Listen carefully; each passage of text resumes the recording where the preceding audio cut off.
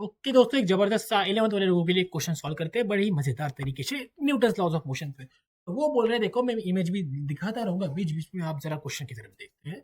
Bermuda रिपास्टर्ड में Hayato character है, एक हॉरिजॉन्टल रफ ग्राउंड पर रखे हुए 20 केजी के क्रेट को रोप की मदद से पुल कर रहा है, बिल्कुल ऐसे जो आप देख रहे हैं। ये इसको पुल कर रहा है, मतलब ये फोर्स इस साइड में लगा रहा है, तो फ्रिक्शन, हाँ मुझे पता है फ्रिक्शन आने वाला है, सामने बता दे रहा हूँ।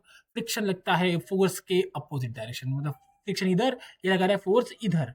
अब देखो सामने क्या बोलते हैं वो लोग कि 80 न्यूटन का फोर्स लगाता है जो हॉरिजॉन्टल के साथ 30 डिग्री का एंगल बनाता है। ओके, 30 डिग्री मतलब ये है कि ये और ये, इसको समझो हॉरिजॉन्टल है, ठीक है, ये हॉरिजॉन्टल लाइन है एक्स वाली, इसके बीच में जो ये है 30 डिग्री। ये पेन अच्छी दिख नहीं रही है, ये लो लेते हैं। 30 डिग्री का एंगल है हॉरिजॉन्टल और इसके बीच में, और ये फोर्स जो लग रहा है ये है 80 न्यूटन का फोर्स।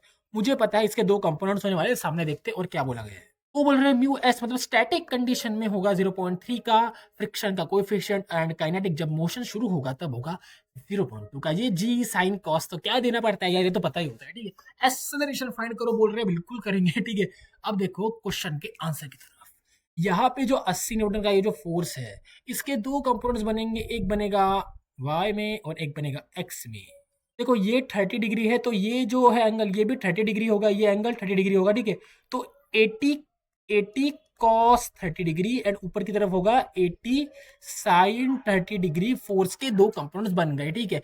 ऊपर की तरफ और कौन से फोर्सेस, अगर आप इस बॉक्स को देखें तो ऊपर की तरफ इसका नॉर्मल रिएक्शन लगेगा, ठीक है, जो ग्राउंड से मिलेगा, और इसका वेट जो mg नीचे लगेगा। तो ऊपर की तरफ के फोर्सेस इक्विलिब्रियम में होगी, क्योंकि y में कोई मोशन नहीं हो रहा है, तो ऊपर के फोर्स इक्वल्स टू नीचे के फोर्स। तो इक्वेशन में देखो क्या बनेगी, वर्टिकल डायरेक्शन में अगर देखो तो n नॉर्मल रिएक्शन प्लस 40, ये 40 क्या है 80 cos 30 degree equals to mg जो वेट है, ऊपर के फोर्स इक्वल टू नीचे के फोर्स। तो यहां से नॉर्मल रिएक्शन मिला है मुझे 160 न्यूटन का।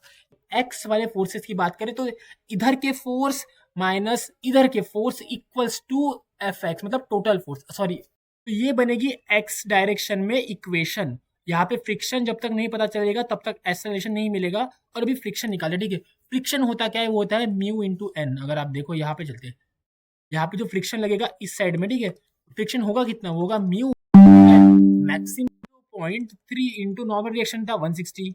अब इसकी जो वैल्यू आएगी होगी फ्रिक्शन की वैल्यू, जो निकल के आई है 48 न्यूटन की। ओके, तो 48 न्यूटन की ये वैल्यू निकल के आई है, तो दिस माइनस 60 कितना आया है 48 इक्वल्स टू एम ए। अब अगर कैलकुलेशन करने के बाद आंसर कितना आएगा बताया आपको, नेट दिस माइनस दिस आएगा 37.28। तो ये आया 37.28, सारी कैलकुलेशन करने के बाद equals to M A. M को भेज दिया इधर, एम दिया हुआ था 20, यहाँ से आ गई फ्रिक्शन की वैल्यू 1, सॉरी एक्सेलरेशन की वैल्यू 1.86 मीटर पर सेकंड। क्वेश्चन खत्म, आसान क्वेश्चन था, ठीक है। ये 11th वाले के लिए था, थोड़ा सा बेसिक